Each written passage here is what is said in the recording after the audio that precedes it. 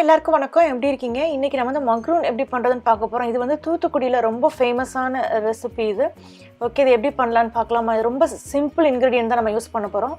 முட்டையில் 2 முட்டை எடுத்துகிட்டு அதில் நம்ம வெள்ளைக்கரு மட்டும்தான் யூஸ் பண்ண போகிறோம். ஸோ 2 முட்டையுடைய வெள்ளைக்கரு, 1/2 கப்புக்கு சீனி. நான் இங்கே வந்து ப்ரௌன் சுகர் 1/2 கப்புக்கு யூஸ் பண்ணுறேன். இதற்கு பதிலாக நீங்கள் வந்து வெள்ளை சீனி யூஸ் பண்ணிக்கலாம். இங்கே நான் ஏற்கனவே எந்த ட்ரேயில் பேக் பண்ண போகிறேன்னா அதில் வந்து பார்ச்மெண்ட் பேப்பர் விரித்து வச்சுருக்கேன். அது மாதிரி எலக்ட்ரிக் பீட்டர் நான் எடுத்துக்கிறேன். இதற்கு பதிலாக நீங்கள் வந்து முட்டை அடிக்கிற அந்த விஸ்கர் கூட நீங்கள் யூஸ் பண்ணிக்கலாம். ஓகே, நீங்கள் வந்து முட்டை எல்லோவை தனியாக பிரித்து எடுக்கும்போது ரொம்ப கேர்ஃபுல்லாக எடுக்கணும். அந்த எல்லோவிலேருந்து ஒரு ட்ராப் அந்த ஒயிட்டோட சேர்ந்தா கூட இது வந்து நம்மளால் பீட் பண்ணும்போது நமக்கு வராது. அதனால் கேர்ஃபுல்லாக பார்த்து 2 முட்டை வெள்ளை கருவை தனியாக பிரித்து எடுத்துக்கோங்க. இதை வந்து நல்லா பீட் பண்ணணும். இது அட்லீஸ்ட் ஒரு 10 நிமிஷமாவது எடுக்கும். அதாவது வந்து இது நல்லா ஸ்மூத்தாக வெள்ளை கலர் க்ரீம் மாதிரி நமக்கு வரணும். அதாவது இந்த பீட்டரை அடிச்சுட்டு எடுக்கும்போது அப்படியே மலை மாதிரி அப்படியே மேலே அப்படியே பீக் மாதிரி வந்து நிற்கணும் நமக்கு. அது வரைக்கும் நம்ம நல்லா பீட் பண்ணணும். கண்டினியூஸாக பீட் பண்ணணும். இடையில கேப் விட்டு விட்டு பீட் பண்ணக்கூடாது. இந்த மாதிரி நல்லா பீட் பண்ணுங்கள். நம்ம எப்படி தண்ணியாக இருந்துச்சு பாருங்கள். இப்போ எந்த மாதிரி வந்துருச்சு பாருங்கள். இந்த மாதிரி நல்லா பதத்துக்கு வந்த பிறகு நாம் வந்து இதில் சுகர் ஆட் பண்ணுறோம். சுகர் எப்படின்னா நம்ம ஒரு டேபிள் ஸ்பூனாக தான் ஆட் பண்ணணும். ஒரே நேரத்தில் எல்லாத்தையும் மொத்தமாக உள்ளே கொட்டிடக்கூடாது. ஸோ ஒவ்வொரு டேபிள் ஸ்பூனாக ஒரு பக்கம் ஆட் பண்ணிகிட்டே ஒரு பக்கம் நீங்கள் வந்து மிக்ஸ் பண்ணிக்கிட்டே இருக்கணும். இதையும் நம்ம கண்டினியூஸாக பண்ணணும். அதாவது முட்டை வெள்ளைக்கருவை அடிச்சுட்டு உடனே சீனியும் சேர்த்துட்டு இந்த மாதிரி அடிச்சுட்டே இருக்கணும். இதை அடிச்சுட்டு இருக்கும்போது நல்லா ஸ்மூத்தாக நல்லா சில்கியாக நல்லா கிளாஸியாக நமக்கு கிடைக்கும். ஒரு மவுண்டன் மாதிரி வந்து நிற்கும். நாம் இந்த பீட்டரை நிப்பாட்டின உடனே நான் காட்டுறேன் உங்களுக்கு. அதை பாருங்கள் எவ்வளோ க்ரீமாக வந்துச்சு பாருங்கள். இந்த மாதிரி மவுண்டன் மாதிரி நிற்குதா? இந்த அளவுக்கு நீங்கள் அடித்து எடுத்துக்கணும். அதுக்கப்புறம் நாம் வந்து இதை ஒரு ஜிப்லாக் பேக்கில் நான் மாற்றிக்கிறேன். உங்கள்கிட்ட பைப்பிங் பேக் இருந்துச்சுன்னா நீங்கள் அதை கூட யூஸ் பண்ணிக்கலாம். ஜிப்லாக்கில் மாற்றிட்டு கீழே சிசரால் ஒரு சின்ன கட் கொடுத்துட்டு நாம் வந்து இதை அந்த எந்த ட்ரேயில் பேக் பண்ண போகிறோமோ அதில் நாம் இதில் நம்ம பிழிய ஆரம்பிச்சிடலாம்.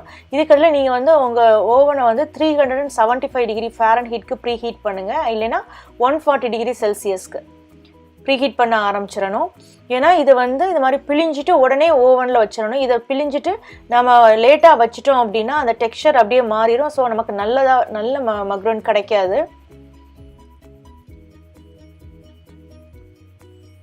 ஸோ நீங்கள் இதை பிழிய ஆரம்பித்த உடனே நீங்கள் வந்து உங்கள் ஓவனை ப்ரீ ஹீட் பண்ண ஆரம்பிச்சிருங்க.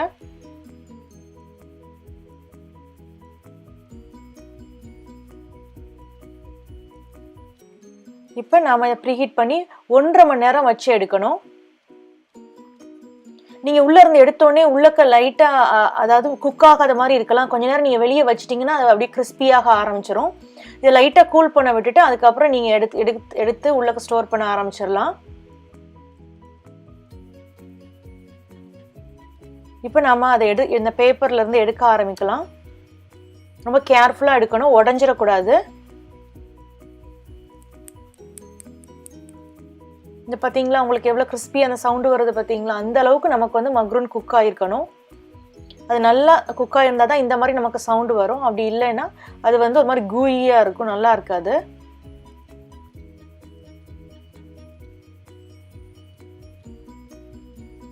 இந்த மக்ரூன் ரெசிபி வந்து தூத்துக்குடியில் ரொம்ப ஃபேமஸ். தூத்துக்குடிக்கு போனாலே அங்கே வந்து மக்ரூன் தான் தூத்துக்குடிக்கு போகிறவங்களாம் வாங்கிட்டு வருவாங்க. யார் உறவினர்கள் வீட்டுக்கு போகிறதா இருந்தாலும் அங்கே கேஷ்யூநட் சேர்ப்பாங்க. நான் இங்கே கேஷ்யூநட் சேர்க்காமல் பண்ணியிருக்கேன், அவ்வளோதான்.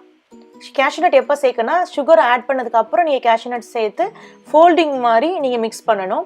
இப்போ நமக்கு அருமையான மக்ரூன் ரெசிபி ரெடி ஆயிடுச்சு. இப்போ பாருங்கள், தட்டி காட்டுறேன். அந்த சவுண்டு நல்லா கேட்கும் பாருங்கள். ஆக்சுவலி இதை நீங்கள் எப்படின்னா ஏர்டைட் கண்டெய்னரில், அதாவது காற்று போகாத ஒரு டப்பாவில் போட்டு நல்லா டைட்டாக மூடி வைக்கணும். அப்போ தான் இருக்குது. அப்படி இல்லைன்னா இது வந்து ஸ்னவுத்து போயிடும்.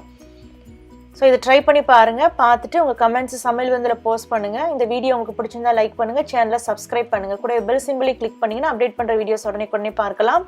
இன்னொரு வீடியோவில் சந்திக்கலாம். நன்றி, வணக்கம்.